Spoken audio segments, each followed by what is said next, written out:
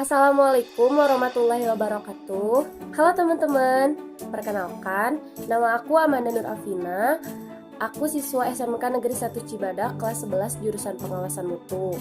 Nah, jadi di sini aku bakalan bikin video mengenai pembelajaran materi mengenai peluang kelas 11 matematika. Nah, sebelumnya apakah kalian tahu apakah itu peluang? Peluang adalah cara untuk mengungkapkan pengetahuan atau kepercayaan bahwa suatu kejadian akan berlaku atau telah terjadi. Jadi itu ya pengertian dari peluang. Nah, kalian sudah paham kan gambaran apa sih peluang itu? Sekarang kita masuk ke materi pembelajarannya yuk mengenai permutasi. Selamat memperhatikan. Apa sih permutasi itu? Jadi, permutasi adalah susunan terurut dari suatu himpunan bilangan di mana urutan dipermasalahkan, atau bisa didefinisikan sebagai susunan objek secara linier atau sejajar.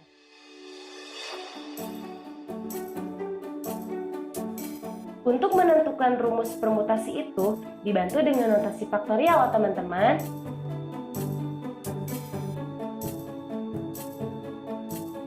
Kalian tahu kan gimana lambang notasi faktorial itu?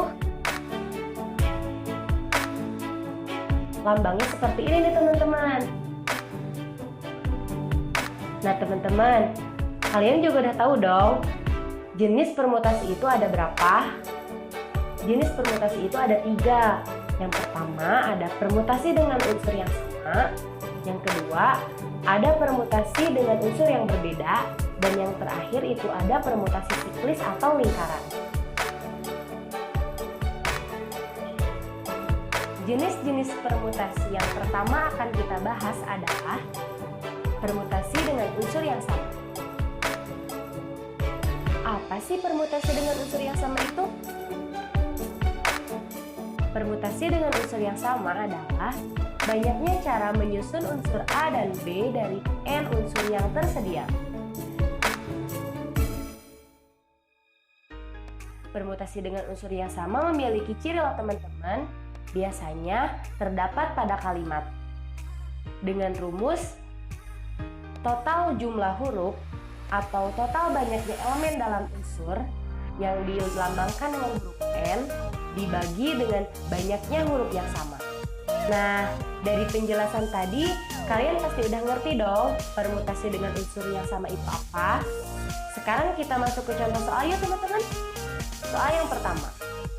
Banyaknya susunan berbeda yang dapat dibuat dari huruf-huruf pada kalimat kalkulus adalah, ayo kita jawab bareng-bareng ya teman-teman. Sebelumnya, kita hitung dulu yuk, total huruf yang ada pada kalimat kalkulus itu ada berapa? 1, 2, 3, 4, 5, 6, 7, 8. Jadi total huruf yang ada pada kalimat kalkulus itu ada 8. Nah, sekarang kita cari yuk, huruf yang sama itu ada berapa sih? Huruf K. Huruf K itu ada 2. Huruf L juga ada 2. Huruf U itu juga ada 2. Huruf A ada 1. Dan huruf S juga ada 1. Waktunya kita menjawab soal tadi ya teman-teman. Ingat ya teman-teman, buat rumusnya itu adalah total banyaknya elemen dalam unsur atau total banyaknya huruf dibagi dengan banyaknya huruf yang sama. Total huruf yang ada itu ada 8. Kita tulis jadi 8 faktorial. Dibagi dengan banyaknya huruf yang sama, yaitu ada 2 faktorial dikali 2 faktorial dikali 2 faktorial dikali 1 faktorial dikali 1 faktorial.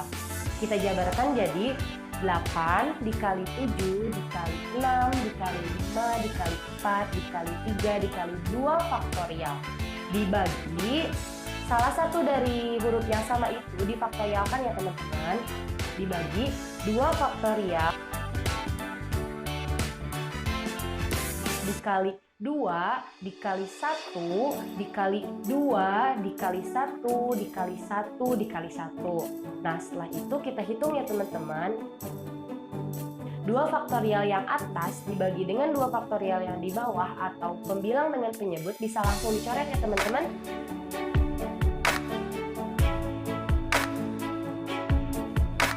Jadi sisanya ada 8 dikali 7 dikali 6 dikali 5 dikali 4 dikali 3.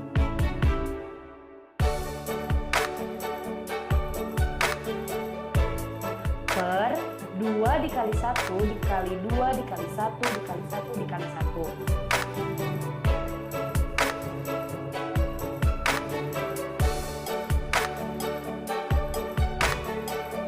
Ada angka 4 dan penyebutnya ada angka 4, berarti kita coret. Dan sisanya ada 8 kali 7 kali 6 kali 5 kali 3.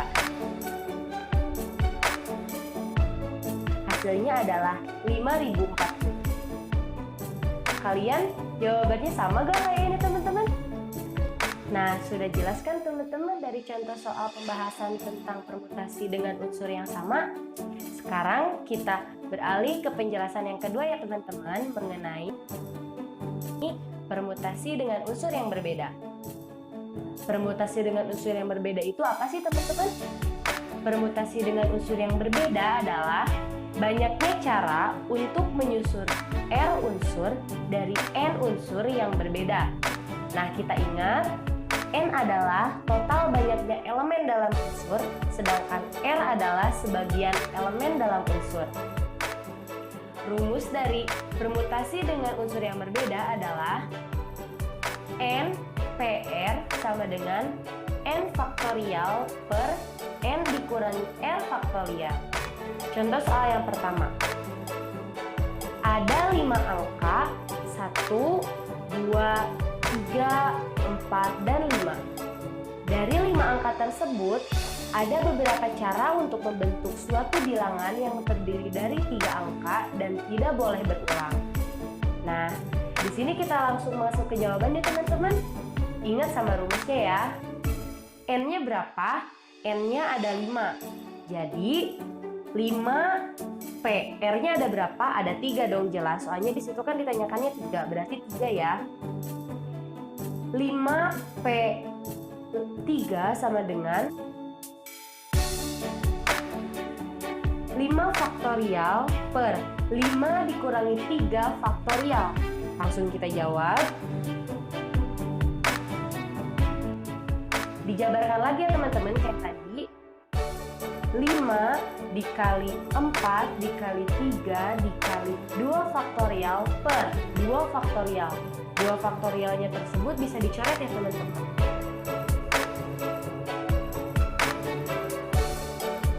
Jadi sisanya ada 5 dikali 4 dikali 3. Nah, sama dengan 5 dikali 4 dikali 3 sama dengan 60 cara. Jadi, cara yang terdapat pada soal tersebut adalah ada 60 cara. Sudah jelas ya teman-teman? Sekarang masuk ke pembahasan terakhir, yaitu jenis permutasi, permutasi siklis atau lingkaran. Sebelumnya ada yang tahu permutasi siklis itu apa? Jadi permutasi siklis adalah banyaknya susunan melingkar berbeda dari N buah objek yang disusun secara melingkar. Permutasi siklis ini memiliki rumus N dikurangi 1 faktorial. Sudah jelas teman-teman? Nah, kita masuk ke contoh soal ya teman-teman. Soal yang pertama. 6 orang anak akan duduk mengelilingi meja bundar. Banyaknya susunan melingkar berbeda yang dapat dibentuk adalah, kita langsung masukkan rumusnya ya teman-teman. Dalam kurung, N dikurangi 1 faktorial. Jadi N-nya itu ada 6. Dikurangi 1. Satunya itu dari rumusnya ya teman-teman.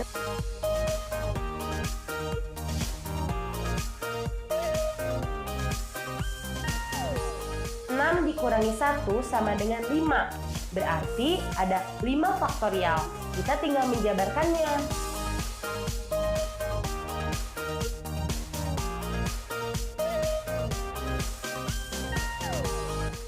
5 5 dikali 4 dikali 3 dikali 2 dikali 1. Dan jawabannya adalah 120.